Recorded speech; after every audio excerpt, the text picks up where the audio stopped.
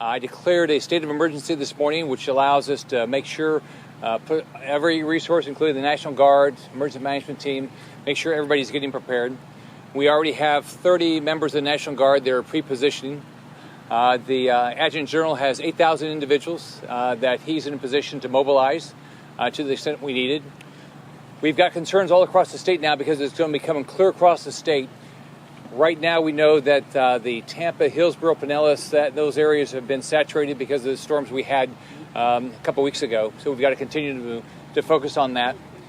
The biggest thing I'd say to every family, just stop and think about your family for a second and think about your entire family.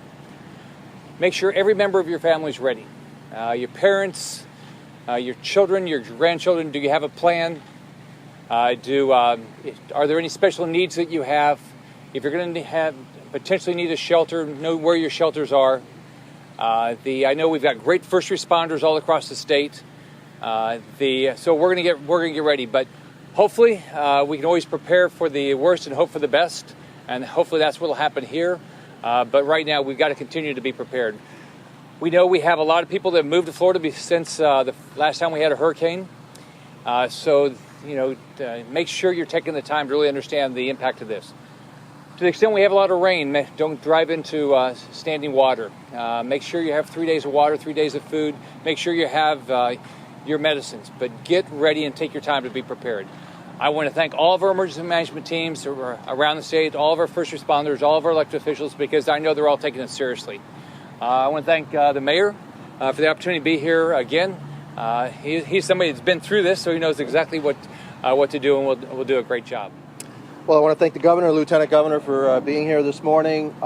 We are in a modified level 2 alert, which means we're taking care of our special needs residents. The good news is the further west that this storm tracks, the better it is for South Florida, and it is tracking west. Right now, we're just watching the storm like everybody else. We want to make sure everybody is prepared, basically prepared like you should have been June 1st. Make sure you have water, make sure you have enough food for you and your family.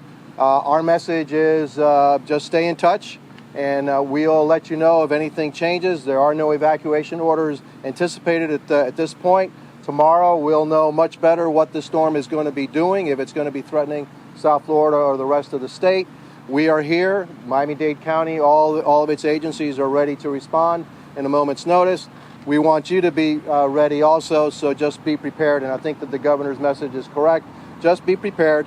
We do live in Florida, and we do get these storms and these threats of storms coming our way all the time. And so for right now, I will have a press conference around 3 o'clock. We'll have an advisory, a midterm advisory at around 2 o'clock, which will, again, give us a better indication of what this storm is going to do, where it's going to go, and how strong it's going to be, and if it's going to be a threat to South Florida. But right now, no evacuations. We're just in a state of readiness, and we're watching the storm. Please stay in touch and make sure that you're prepared.